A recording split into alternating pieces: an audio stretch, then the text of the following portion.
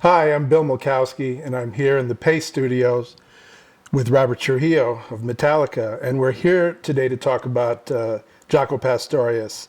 Robert is the producer of a new documentary that's coming out in a matter of hours, actually. The premiere Yeah. is hmm December 1st, I think. Well, yeah. What we have going on right now is we've actually done a premiere in Los Angeles last weekend, which was huge, and we're going to be premiering in New York City on December 2nd, actually. But there's a slew of events that are going on revolving around New York right now. So, Jaco was born on December 1st. He passed away 28 years ago in 87. This December 1st, he would have turned 64. hmm And we still not only remember him, but his influence, his impact on what he did musically still resonates with the new generation today. Can you talk about, how Jaco's legacy is still very much alive? And of course, with this video, it's going to increase that right. tenfold. Well, let's go back to the 70s. This is when I discovered for myself that I loved bass and I loved drums. I loved the rhythm section. And all that was happening for me through my parents with the Motown sound and Marvin Gaye's What's Going On, Sly and the Family Stone, James Brown. We had all that in our household, but at the same time, we had Led Zeppelin in our household and a lot of funky hard rock. And a few years after that, I started to hear about jazz rock, what they would call fusion, and how the instrument would actually be a solo instrument at times. It's through Stanley Clarke. I mean, I loved what Anthony Jackson was doing, especially on Funk in a Mason Jar, Harvey Mason's album. Right. Fantasia for me was so incredible. I kept replaying that song. But Jaco, all of a sudden I hear about this guy Jaco, and he was such a mysterious cat. And we didn't have the internet back then, so you'd actually have to go to the record store and purchase the album. But I had a friend of mine, an older friend of mine, who was a bass player, and he turned me on to Heavy Weather. And I heard Teen Town for the first time, and then, of course, the first solo album. And then it was just like, wow, this is a whole different ball game now. So I saw Jaco Pastorius with Weather Report in 1979. And it was really a game changer for me. What I realized at that moment was that not only could the instrument really have a unique voice and a completely different personality in itself, because the bass was always the dude in the back sort of holding it down, but he was such a performer. I mean, I realized that there are no rules to what you can do as a composer, but also as a performer, the edge and the attitude that he had on stage was so compelling, and the room was packed. I mean, Santa Monica Civic Auditorium, which is where the show was, that was the venue that we all went to. You would go see, the Pretenders there, but then you'd also go see Ronnie Laws or Jean-Luc Ponty or Return to Forever at the same venue. In fact, with Suicidal Tendencies, we played there. So for me, Jaco represented really a punk attitude where there were no rules to what you could do, because that's what was conveyed to me through his albums. You listen to a Jaco Pastorius record and you hear the funk, like Come On, Come Over is a funky tune. It's as funky as it could possibly get. But then a Konkole Trompa is really kind of a mystical world music adventure and sound. And of course Donna Lee, and you go on, and that's what was really inspiring for me. And I had bands that I wrote with, and everything that I did was inspired by him. For me, Infectious Grooves? completely inspired by Jaco Pastorius. The other night in Syracuse, someone asked me, is there any specific songs that represent that? And I said, well, all of the Infectious Grooves material to me conveys that, whether it's the usage of harmonics or the real staccato, relentless, funky bass lines. There's a song called Violent and Funky, which really represents that, or Therapy, which actually, the song Therapy, we had featured Ozzy Osbourne on the chorus vocal on that. And to me, it's like you got Ozzy here, and you've got my best rendition of Jaco, which is whatever it is. It is what it is. But I mean, you've got those two tribes uniting, and that was exciting for me, you know. And even with Suicidal Tendencies, there's a song called "Sleep at the Wheel" off the Art of Rebellion album that is played on fretless and really channeled through him. And song, the opening for "You Can't Bring Me Down," which is a super heavy song. There's a whole melodic fretless intro into that. So it was all about taking something, you know, that influence from your heroes, and sometimes it would be, you know, Larry Graham, or sometimes it would be Lemmy from Motorhead, you know, but we're always sort of taking that ingredient and trying to bring it into our music, our influences. And Jaco would have definitely had to have been the biggest influence for me. And so many others. I ended up finding out that Geddy Lee from Rush and Flea from the Chili Peppers and so many others that I would never have expected, you know, were channeling Jaco. And then there's some great stories from people that were actually friends with Jaco that I didn't know about, that were, you know, rock guys, you know, metal guy, glam guys, you know. It's crazy. This has been a real journey for you in the process of putting this film together. It's been 6 years in the making, and along the way you've made strong bonds with a lot of people, a lot of musicians, and the Pastorius family. I'm sure that's been very gratifying to meet John and Mary and Felix and Julius and get connected with them along the way of this project. Yeah, you know, I met Johnny Pastorius back in 1996, and I think it was actually just before that encounter with him in Fort Lauderdale. I was coming through town with Ozzy, but we had a mutual friend in Los Angeles who I actually surfed with, because I surf, and this guy was a bartender in Fort Lauderdale, and Johnny Pastorius went up to order a round of drinks, and my friend Russell saw the name on the credit card, and he goes, "Pastorius, that sounds familiar.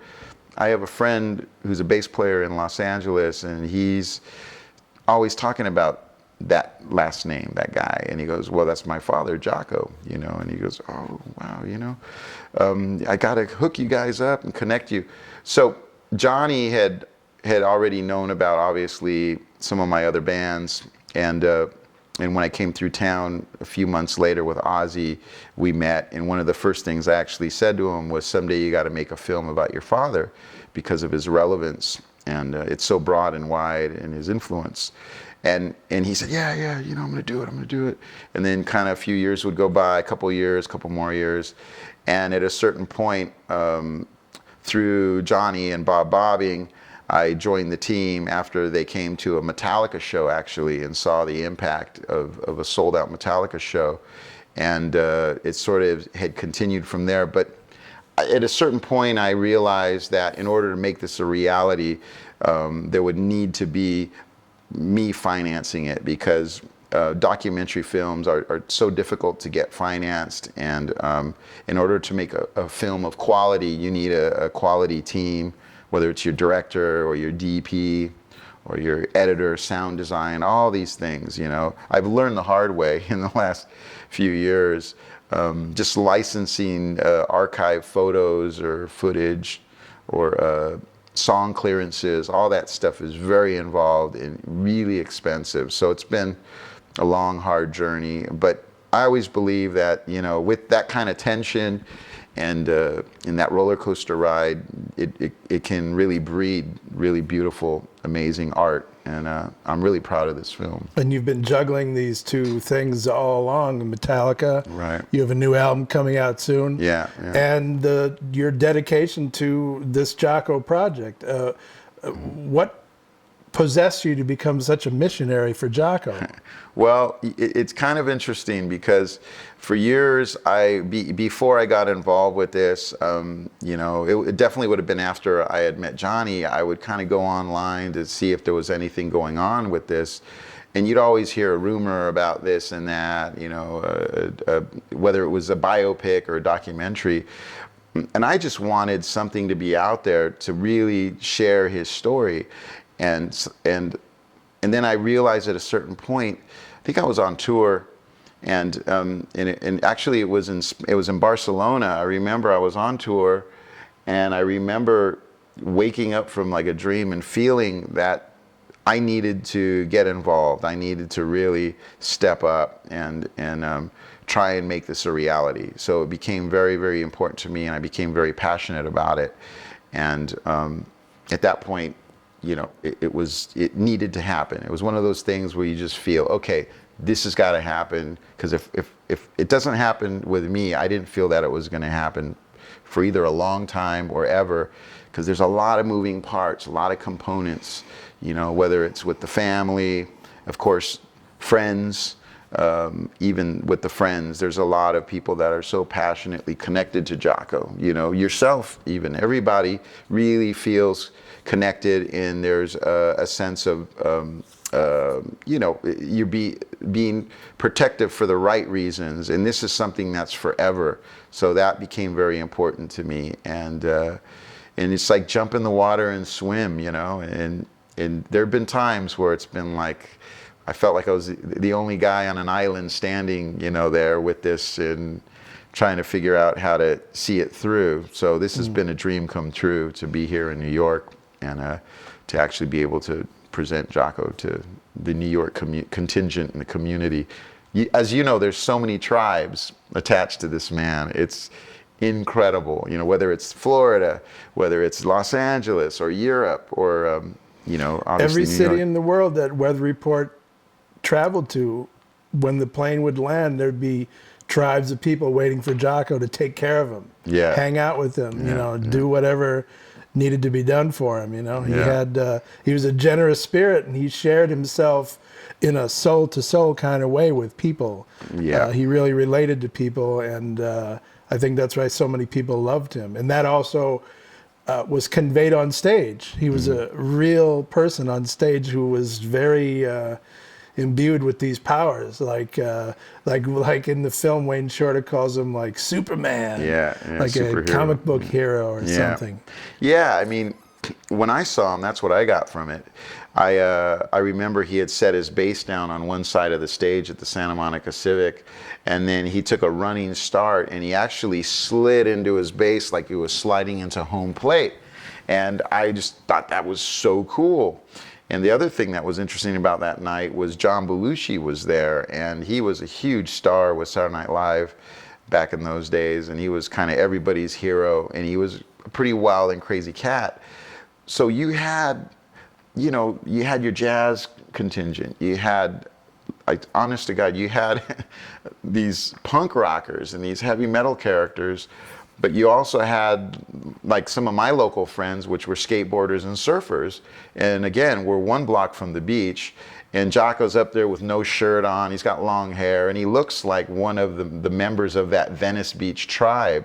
And I come to find, obviously through the film, that Jaco was all about the ocean. I mean, you know, I don't know what the percentage is, but he's either throwing a frisbee on the beach or he's body surfing in our film. You know, he loved the ocean. So there was already sort of this bond. This, you know, like, this guy is so cool. I mean, just his stage presence and his energy.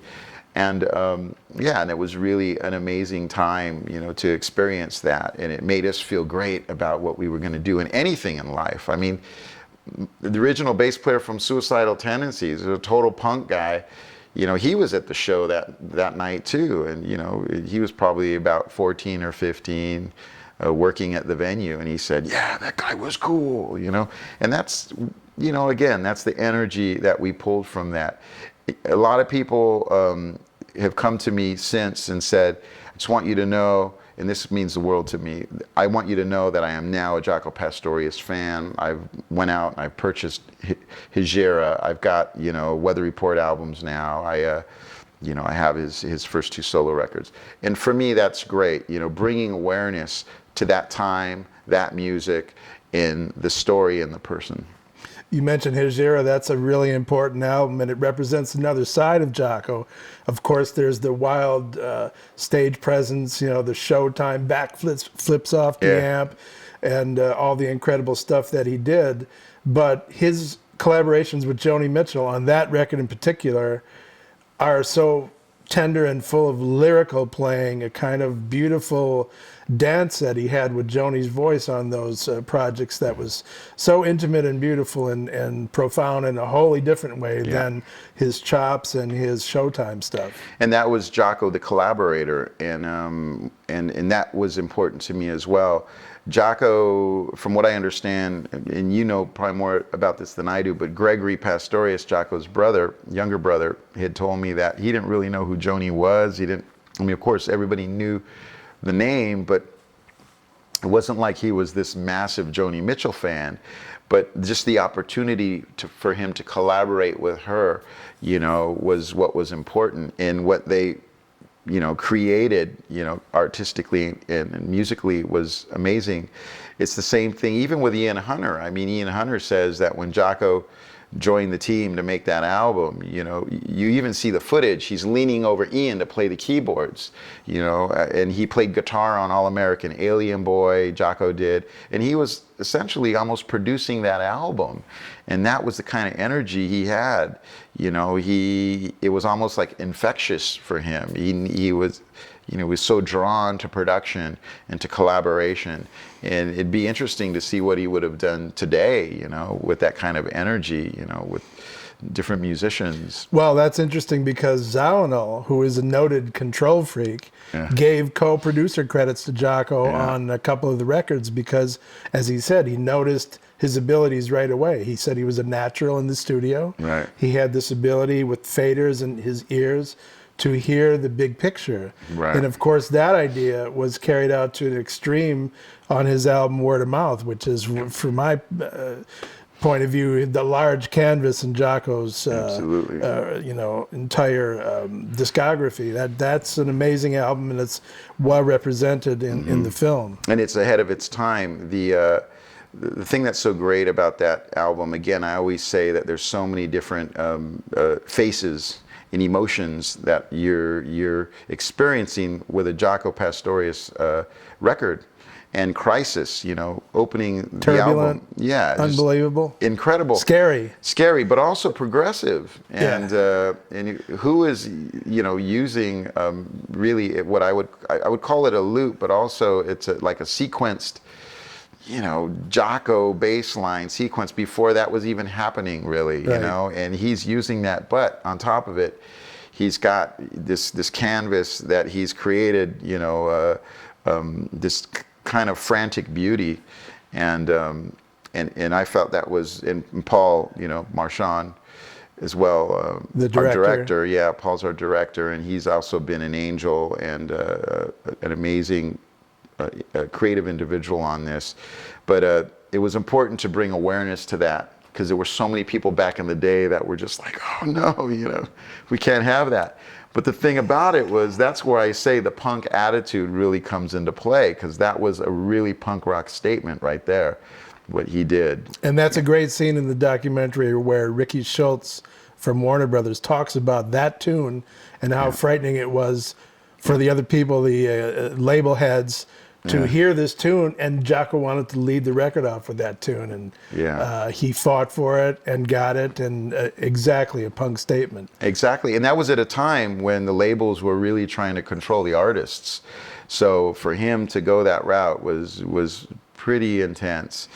Yeah. But on the same record, he plays a very poignant Blackbird solo, beautiful, lyrical, Three Views of a Secret. Oh, yeah. John Mary, which I consider his grand opus. It's just a remarkable piece of 20th century contemporary classical music in a certain way. Yeah, it's incredible, and that's what I'm trying to share with other musicians, people in general. I mean, even Metallica fans, who are the most brutally difficult sometimes. I mean, it's crazy. We did a Lou Reed album, and they hated us for that for a while. And I love Lou, man, you know. And I mean, that's also, again, going back to the edge and the attitude in taking chances, you know. In any band that I've ever been a part of, whether it was Suicidal Tendencies or the Infectious Grooves, or of course Metallica, you know, it is about taking chances and trying different things. With Metallica, we've made albums with orchestras, or on the Grammys a couple years ago, we performed with Long Long, who's a Chinese pianist, brilliant player, and it's part of the adventure, and have fun with it, and it's not always going to register with everybody, but it's just a part of being creative and enjoying the ride. One of the great examples of Jaco taking chances was the solo piece that he did on Joni Mitchell's Shadows and Light tour called Slang. Oh, yeah. Where he somehow, before there were looping pedals, he concocted a primitive looping device that put down an ostinato, and then he played Hendrix's Third Stone from the Sun and anything else that came through his stream of consciousness thinking about it. That was an incredible showcase, and you've kind of reproduced that in some concert settings, like most recently at the Hollywood Bowl and the Jaco tribute that took place there. Yeah, that was the thing that really also connected with me. I had never seen anything like that in my life, and when I experienced that live at the Santa Monica Civic and also at the Hollywood Bowl, it was groundbreaking. I'd only ever seen lead guitar players get up and do that sort of thing. I think maybe Jimmy Page had done it back in the day with the violin bow, and also some sort of repetitive deal with the Echoplex. But Jaco bringing this funkified rhythm that's just rotating and then soloing over it, and then quoting different songs. Like you said, Jimi Hendrix, Third Stone from the Sun was remarkable. And it wasn't like it was always the same. He, right, depending on the vibe of the show or where he was at, he would bring something a little different into it. That was one of the great things about actually having Brian Risner, who was the sound man for Weather Report and for Jaco with Word of Mouth. He did all the sound design for our film, and really a wonderful human being who cared about the project and has obviously the utmost love and respect for his brother Jaco. But getting him in there too, and you'll see this, you're going to love this, but getting him involved in the production of that Slang moment from Shadows and Light, and doing the remix and bringing that to life. It's like you feel you're in it and you're really experiencing it, and Jaco's right here. I mean, every bit of it. Now where we're at with this cut is so wonderful to have someone like Brian Risner a part of that as well. Yeah, it's part of it for me was moments like that in this film. I wanted you to feel like you're there. I want people to feel like they're on stage with Jaco, like he's in the room with you at different moments and times in this journey. One of the great testaments in the film, so succinct but right on, is Juan Aldrete from Mars Volta, who says he was our Hendrix. Yeah, simple. For all bass players. Yeah, definitely. It's a simple statement, but it's effective. And Hendrix was probably one of the only other musicians. I mean, there's a few, but Hendrix and Jaco really had this connection, I believe, sort of on that same plane. When you heard Hendrix for the first time, it was like, what is this? What is this? This is incredible. This is an experience. And again, the edge and the attitude on stage, taking it there. The only other person that I remember hearing Eruption by Eddie Van Halen in 1978, and it was like, what instrument is that? It was like this crazy. I don't know if it was keyboards. It was the same thing with Portrait of Tracy. I didn't know what that was. I didn't know if it was a keyboard that had been doctored up with some strange pedal. Mm-hmm. It's like harmonics, the composition. Really, it was groundbreaking. It's hard now to convey just how amazing and unprecedented that was at the time. Yeah, because exactly. Since then, now all these years later, many people have incorporated that vocabulary into their own playing, right, where it's become kind of the standard for a lot of evolved bass players. But at that moment in time when Jaco came out with that, it was unprecedented, and it was like, where did this cat come from? Exactly. The innovative spirit of where he was at, and then there's so much mystery to him. Did he swim to Staten Island and back? Did he? No, he claims he swam and touched the Statue of Liberty and came back to the West 4th Street basketball court. And I love that. It's incredible, you know, the whole journey with him. For Oh, me, the best one. Me and Jimi Hendrix built the World Trade Towers with our bare hands. exactly, yeah. You dig. You know, Bill's got some incredible stories. That's the whole thing. Is there's so many amazing stories, and one thing we learned actually in this journey, and we will probably reconnect with this for an anniversary edition, but there's so many special. I have a story even. You know, it's just there's so much special stories. I got to share this one with you. Quiet Riot's drummer Frankie Banali, who I had never met before. He was at a screening in Los Angeles a few months back, and he comes up to me, and I see this very well-groomed rock and roll character, and really in his eyes you could see the passion. And he said, "Robert, you know, thank you for doing this. You know, I knew Jaco. You know, he was my friend." And I was like, "Wow." And he goes, "I used to work at a record shop in South Florida, and Jaco would come in and hang out with me, and sometimes he'd even try to steal his records and stuff like that." He goes, "But he would bring mangoes to me as a gift, you know, and we'd eat mangoes together. And then he said he would make him take a break and go to the sand and play volleyball, go play beach volleyball. You know, Jaco is taking this guy, and you need a break. Come on, we're gonna go play volleyball." And he would take him over there to the beach, and you could really feel this genuine connection with this drummer from the band Quiet Riot, and yeah, I'm not totally familiar with their music, but I know they were really like this sort of almost glam type of over-the-top heavy metal band, you know, back then, very, very successful. And this guy had a connection with Jaco and a friendship. Same thing with Matt Sorum from Guns N' Roses. I didn't know that, you know. So you really find it fascinating that you have all these individuals from all over the world, of all different styles of music and different characters and personality, who have these wonderful stories. You know, the Michael Alago, who signed Metallica, you know, if there wasn't a Michael Alago, there might not be a Metallica. He had a story with Jaco in New York, you know, and it's just amazing, you know, to have that kind of energy. I've never seen anything like it, really, never. This cat touched so many lives and continues to. Yeah. There's a scene in the film where you're playing Jaco's bass at Yankee Stadium with Metallica. Right. Can you talk about that and what that feels like to be playing that instrument? Well, you know, we had this very special moment, and it would have been actually, I think, September 11th that this show was happening. It was an important show for everybody, and Yankee Stadium, of course, is such a historic ball of energy, you know, and it was a sold-out show.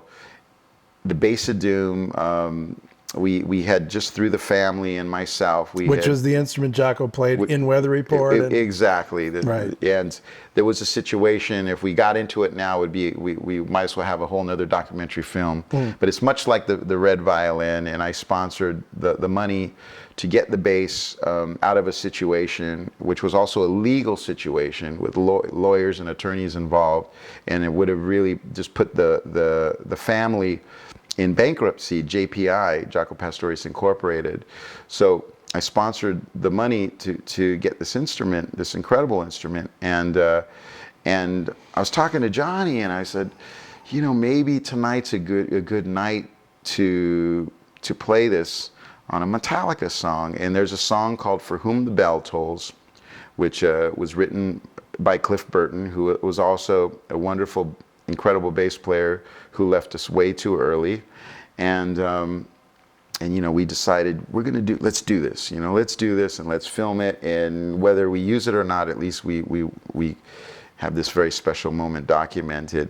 And so I actually played Jaco Pastorius's Bass of Doom in front of, I don't know, what is it, 50,000 fans. It was unbelievable. And it was really a special moment for me. And Tracy, Portrait of Tracy, you know, Tracy, Jaco's first wife was there, and Julius and Felix, and of course Johnny was there with me on stage. And yeah, it was just one of those magical moments. And I always feel along this journey that sometimes Jaco must be commandeering this mission, you know. I'm sure you felt the same way. Man, he's pulling the strings from up there. Yeah, I feel that all the time, even still. yeah, for me too. Again, there hasn't been a minute where I don't think about Jaco, and there's been a lot of miracles that have happened. I mean, Joni Mitchell coming on board, maybe it was 2 years ago. For 4 years, we could not connect with her. It just wasn't happening through the channels we were going through. And then I ended up meeting her randomly at a party in Los Angeles. Jerry Jamot was not an easy person to connect with and reach. He was living somewhere in Alabama.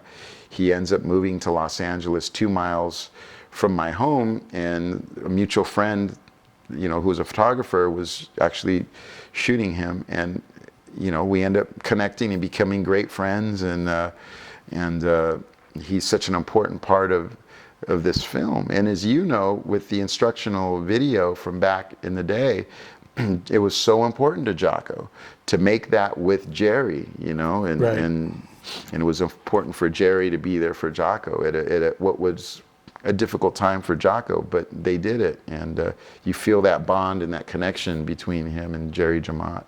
So this was also a miracle. There's been, even with lost photos from the first album that he had done that were somewhere in the vault over here in New York City at Sony. Havana Jam footage had never before been seen. A lot of these miracles over the years that have you know, been sort of brought to myself and Paul and Johnny Pastorius. It's really amazing, and it's unexplainable. And like you said, you know, Jaco must be there with the puppet strings, guiding all of us through this and making things happen. What I got to say is the fact that this film was able to happen now at this time and release is really important, because I look back, and even 2 or 3 years ago, we didn't have the opportunity to release you know, the Criteria Sessions recordings, which was very special. You know, having that through Omnivore released, and actually we got to #2 on the jazz charts. We never expected that at all, Billboard jazz charts. That to me was really special and important. And then being able to release another album, compilation, but also involving new artists. You know, Rodrigo y Gabriela does an incredible version of Continuum. You know, myself with Flea from the Chili Peppers and Armand Sabaleco covering Come On, Come Over. Chili Peppers were originally supposed to cover that song, and they were in the middle of their writing process and they couldn't do it. So Flea said, well, if you want me to still contribute, I'd love to. Well, of course. So we ended up jamming, and he started playing Come On, Come Over, and there it was. So there's all these moments that have occurred, and some of them are pretty unexplainable, but you know, I think that's the beauty of this journey, you know, all these years is capturing that magic and being able to have that, to finish this this journey with Jaco, you know. Flea has some really beautiful things to say in the film, and I guess part of what I find amazing about this documentary is that you brought in the rock contingent, and they're well represented, and that Jaco had that kind of impact on the rock world as well as the jazz world. Yeah, that was important to me, very important, because again, you have different tribes and everybody feels connected to Jaco in their own way. And what I felt from this journey, and it hasn't been easy, but what I felt from this journey is that there's much more awareness now that he had that influence on Geddy Lee from Rush, on Flea from the Chili Peppers, again, Juan Aldrete. I mean, even someone like, you know, Frankie Banali, you know, who connected with him. And that was important to me. You know, I wanted to bring the awareness that Jaco also had worked with Ian Hunter, and there was that energy there. And he played with Mick Ronson from David Bowie's band. And Bootsy Collins is in the film as well. Bootsy's great. Bootsy's great. he talks about Jaco being funky. Yeah. Jaco didn't necessarily play in a funk band, but he was funky, you know. And it's like Tom Petty. Tom Petty was funky, but he's not in a funk band.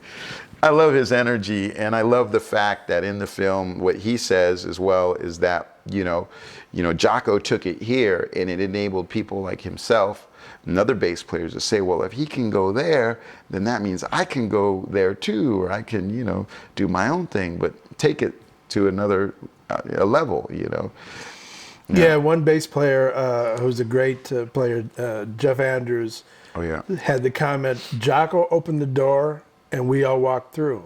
Yeah. He really created an environment for bassists to experiment and explore their instruments. Absolutely.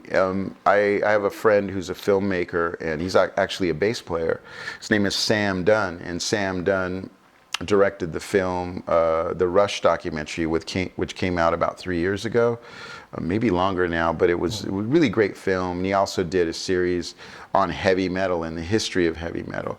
And I had dinner with him, and he told me that it was Jaco Pastorius, the first solo album, that changed his life and his perspective of the instrument and of music in general, because he was primarily a metalhead, and a buddy of his said, you got to listen to this record, man. This is going to open your eyes, and as a bass player, you owe it to yourself to listen to this. And he said he listened to that record, and at that moment, what he got from it really, really opened the doors, because what it told him was, it's okay.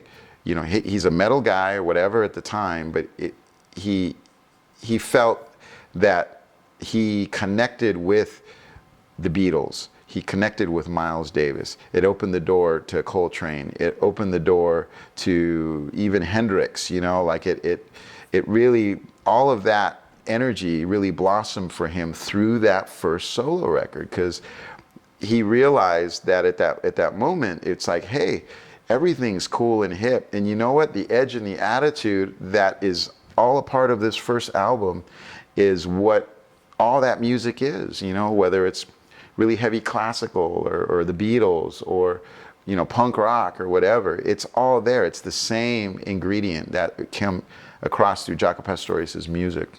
And that's Beautiful, man. Yeah, that was a really heavy, profound moment for me. And that guy, Sam Dunn, has been really helpful in this journey and helping me get through this. Same thing with Alan Slutsky from Standing in the Shadows of Motown. He's been there with me the whole time, advising me and helping me through the difficult times and keeping me in there, and in yourself as well, man. I got to thank you for you being a part of this journey with us. Bill and I and Mary and her husband Eric, we went down to Argentina, to Buenos Aires. We had a great time.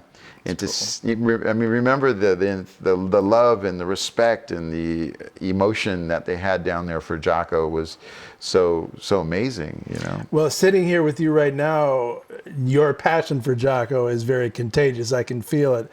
And that's also in the film. This film is very complete and beautiful and poignant, sad, funny, and just absolutely wonderful. And I so appreciate that you invested so much time and energy into bringing this to fruition, because you did such a wonderful job on it. And the same with you. I feel that for us to motivate and to create that energy to take that step forward and bring awareness, and hopefully it continues. It's obviously continued with people like Jimi Hendrix and for people like Bob Marley, and I always put Jaco right there with the best of the best, and we're seeing that there's awareness. It's sold out on Amazon, and it's just incredible to see what's been happening. And the event at the Hollywood Bowl a couple months ago for me was a magical moment to even just stand in the backstage with a glass of wine and see Herbie Hancock reconnecting, with his friends and fellow musicians from back in the day through Jaco, Wayne Shorter, even like Bobby Colomby, and Booker T was there, and Jerry Jemmott and Peter Erskine, and there was just Alex Acuna. And to be kind of the younger guy, and even with Felix, we're just sitting there watching this energy, and we got the biggest smiles on our faces, and to see that many people come out to celebrate Jaco's music, you know, with the Vince Mendoza big band. That was a highlight for me in this journey, and that's what it's all about, is seeing that love and respect blossom again so many years later. You know, at that point, I feel like I've done my due diligence. And of course, we've got to thank, you know, again, Paul Marchand, who had been offered so many long-term gigs as an editor, and the only time he left us was for 6 months, and he went to go work for Scorsese, and he needed that break, and you know, again, being offered big-time gigs, he stuck it through, and it hasn't been easy for him, but I got to thank him for that as well. Paul's ability to take these very beautiful home movie scenes, footage of Jaco and his kids on the beach, and incorporate it into the narrative was artfully done. I just think he did a brilliant job in this film. Yeah. And it's so fulfilling to even be tangentially connected to this project. So can you tell people, the film is now screening in different places, but it's also available as a DVD or Blu-ray or whatever. Can you tell people where and how they can get this? JacoTheFilm.com, and you can get it there, of course, but you can also get it in some of your indie record shops. You know, in Los Angeles, we have Amoeba, you have Soundgarden in Baltimore, and in Syracuse, New York, but obviously there's many indie record shops that have it, but you know, you can get it through Amazon. It released on the 27th of November, but on December 1, you will also be able to get it digitally. You know, so you'll be able to, through different, whether it's Vimeo or different digital platforms, you'll be able to experience Jaco as well. And yeah, it's out there. It's doing really, really well. What's interesting to me is that, and what makes me feel good is the film is really made of quality, and it's being celebrated with other great films that have been produced this year. Amy Winehouse, Kurt Cobain, Nina Simone, even a film like Searching for Sugarman, which was released a few years back. But to be kind of presented in that same league, you know, it really feels great to be celebrated in that kind of way, because we're really a mom and pop outfit, you know, grassroots. It's been a long, hard journey. I mean, even having to raise the money just to finish the film, it's been a grassroots, organic movement, but it feels great to be here in New York City with you and with all our friends who've been a part of this journey, and to celebrate this wonderful film. Great, man. Yeah. All right, Beautiful. Bill. Thanks a lot, man. All right.